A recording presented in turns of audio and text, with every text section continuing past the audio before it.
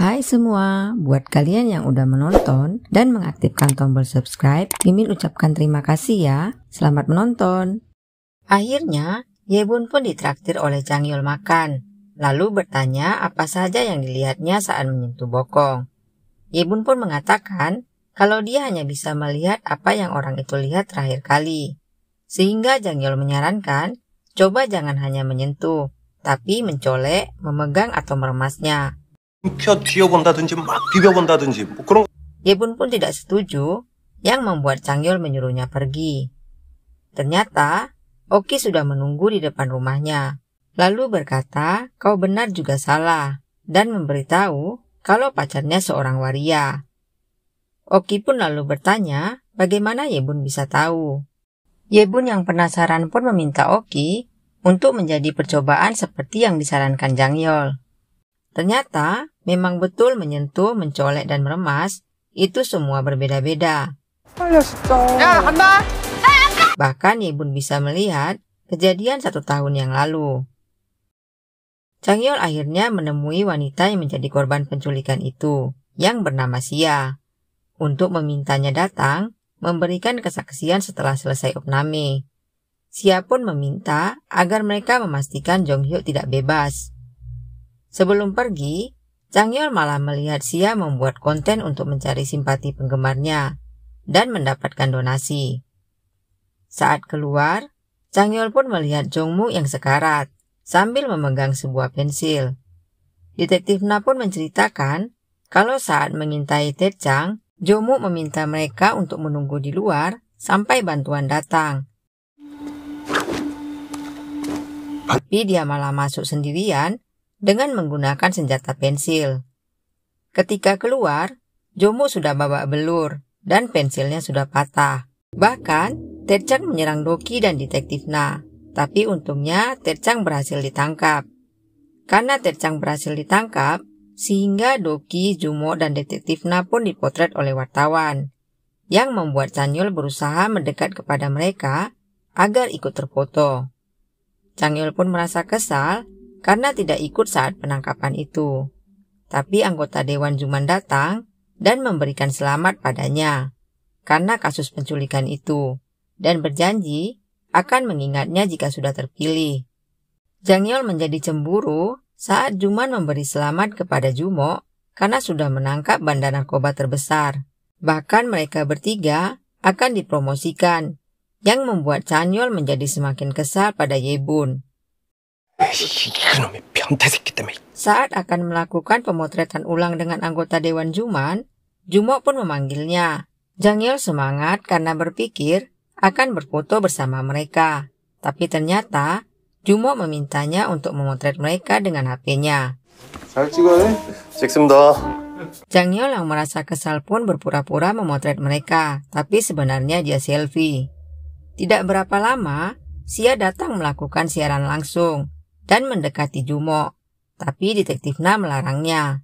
Melihat itu, Juman pun lalu bertanya berapa jumlah pengikut Xia pada ajudannya. Mengetahui jumlah pengikut Xia 500.000 orang, Juman menyapa lalu mempromosikan agar dirinya dipilih. 한 표 부탁드립니다. Jumok bertanya pada Detektif Na, kenapa tadi dia mengusirnya.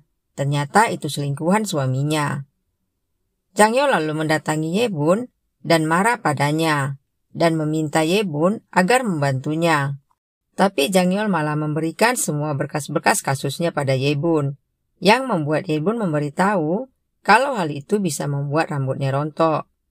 Changyol malah memberi alat cukur, lalu berkata, agar rambutmu tidak rontok botak saja.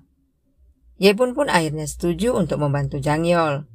Saat ingin mencari pencuri cabai, Changyol memberitahu orang yang dicurigainya, lalu Yebun melakukan tugasnya.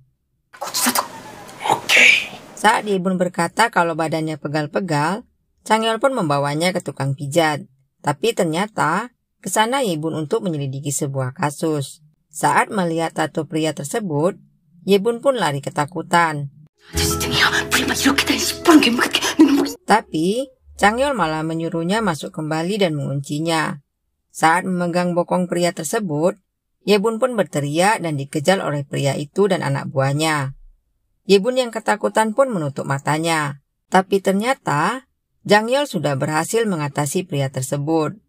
Saat Jang Yeol bertanya apakah pria tersebut ikut terlibat, Yebun berkata iya sambil menyanyikan sebuah lagu yang dinyanyikan oleh pria tersebut. Malam itu, Yebun datang lalu berkata kalau dia tidak bisa membantu Jang Yeol lagi karena tangannya jadi lecet. Tapi Jang Yeol malah melatihnya melakukan latihan fisik. Tangan Yebun pun sampai lecet-lecet, sehingga tidak bisa membuka HP-nya. Yebun lalu memutuskan untuk membeli plester ke tempat Sunwo. Di luar, Yebun bertemu Jongbai yang sedang membuat blog video menggesek lotre. Jongbai mengatakan kalau saat ini dia sedang tidak menggunakan kekuatan dukunnya. Yebun pun malah singgah untuk melihatnya. Ternyata lotrenya Jong yang membuat Jongbai menangis. Saat mengetahui tangan Yebun terluka, Sunwo pun mengobatinya. Karena banyak barang yang akan kadaluarsa, Sunwo pun mengajak Yebun untuk memakannya. Sunwo mengatakan kalau lain waktu dia akan mentraktir Yebun makanan yang lebih lezat. Yebun mengatakan ibunya pernah berkata menunya tidak penting. Yang penting adalah kau bisa makan dengan orang yang kau sukai. Yebun pun memberitahu kalau ibunya sudah meninggal. Ternyata ibu Sunwo juga sudah meninggal. Sunwo mengatakan kalau dia datang kemari karena ini adalah kampung halaman ibunya. Saat Sunwo meminta agar mereka berteman, Yebun bertanya apa pacarnya tidak marah. Sunwo pun memberitahu kalau dia tidak punya pacar, tapi tertarik dengan seseorang baru-baru ini.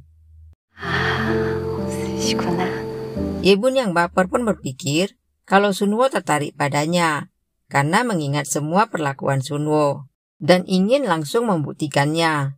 Di saat yang sama, Jang Yeol sedang menelpon di atas atapnya, dan melihat kalau Yebun berusaha memegang bokong Sunwo. Yebun pun mengunyah permen karet, dan beralasan kalau ada permen karet di belakangnya. Yebun merasa aneh, karena dia tidak melihat apa-apa saat memegang bokong Sunwo.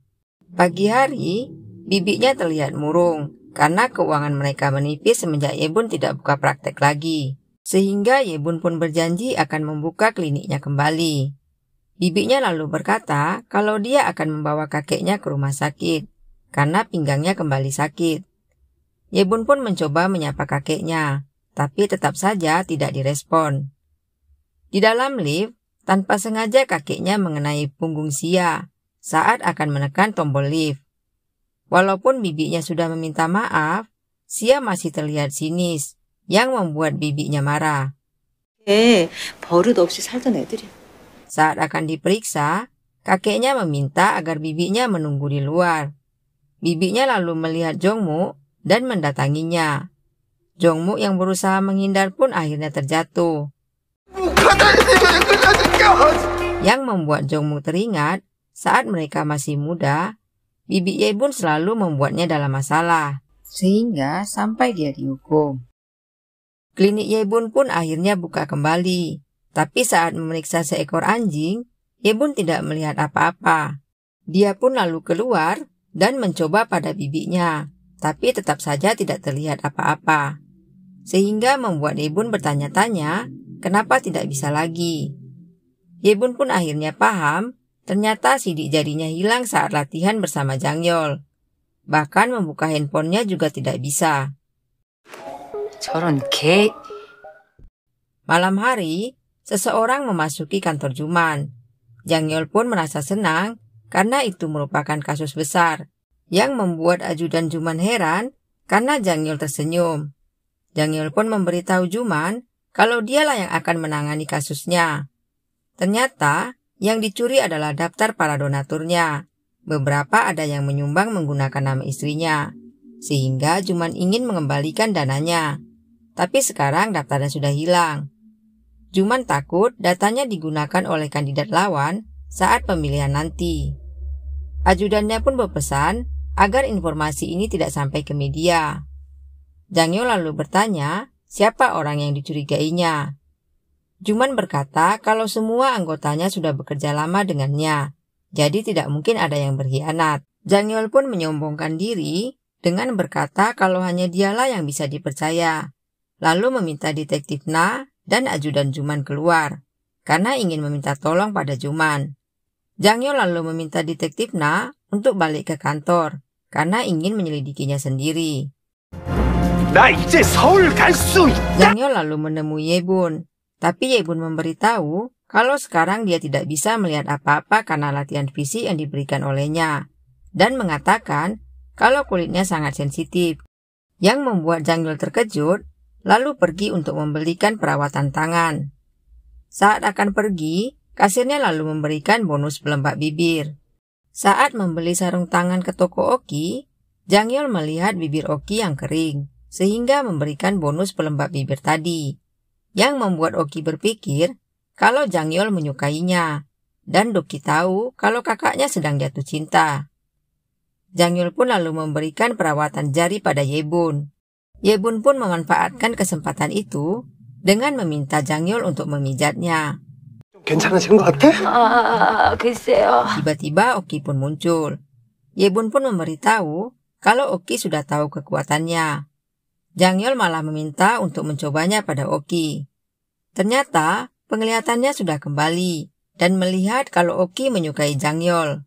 Yebun tidak mau menceritakannya, sehingga Oki memberitahu kalau Yebun berbohong pasti tidak berani menatap mata. Yebun lalu menanyakan pada Oki apa betul dia menyukai Jangyol, tapi Oki tidak mengakuinya dan mengancam Yebun untuk diam. 숙면을 방해하거나 긴장감. Pagi hari, Jumok bertanya kenapa detektif Na dan Doki tidak ikut menangani kasus Juman, sehingga mereka memberitahu kalau Jangyol meminta mereka untuk di kantor saja, yang membuat Jomuk marah pada mereka dan menyuruh mereka pergi untuk menginvestigasi. Detektif Na meminta Doki untuk memeriksa CCTV, tapi Jangyol sudah memeriksanya terlebih dahulu, sehingga bertanya pada seorang gelandangan yang biasa tidur di dekat kantor itu. Melihat gelandangan itu diam, mereka pun akhirnya membawanya makan. Saat memegang bokong gelandangan itu, Yebun pun melihat sesuatu, lalu memberikan kartu namanya dan meminta kalau bapak itu butuh makanan agar menghubunginya. Yebun lalu memberitahu kalau orang tidur dan matanya tertutup, maka dia tidak bisa melihat apa-apa. Di kantor, Doki dan detektif Na pun memberikan laporan investigasinya kalau pelaku tidak terdeteksi di CCTV. Jangyol lalu berkata kalau jejak orangnya pasti ada. Detektif Na dan Dogi pun menyarankan agar menginvestigasi semua orang dalam dan pihak lawan, yang membuat Jangyol mengajak Yebun saat mereka sedang kampanye. Jangyol meminta Yebun untuk memegang bokong semua orang yang ada di situ, lalu berkata kalau kasus ini bisa membuatnya kembali ke Seoul. Awalnya, Yebun pun menolak dan ingin pergi, tapi Jangyol mengancamnya dengan video saat Yebun akan memegang bokong Sunwo. Yebun pun lalu meminta untuk menelpon seseorang. Oki yang mendapat telepon pun langsung mengumpulkan orang-orang suruhannya dan mengetes mereka untuk membuat keributan. Saat giliran seorang pria, dia pun mengumpat Oki, yang membuatnya dipukul oleh Oki. Ternyata, Yebun meminta mereka untuk datang ke tempat kampanye itu dan membagi jadi pendukung tim 1 dan tim 2 untuk membuat keributan, sehingga keributan pun terjadi. Kesempatan itu digunakan Yebun untuk memegang bokong mereka. Saat memegang bokong ajudan Juman, Yebun pun melihat kalau ajudannya ada di kantor saat kejadian itu. Jangyol lalu meminta Yebun untuk memegang bokong seorang wanita. Tapi melihat Yebun, wanita itu malah lari. Yebun pun memanggil Oki. Saat memegang bokong wanita itu, Yebun pun terdiam lalu mengatakan pada Jangyol kalau dia tidak melihat apa-apa.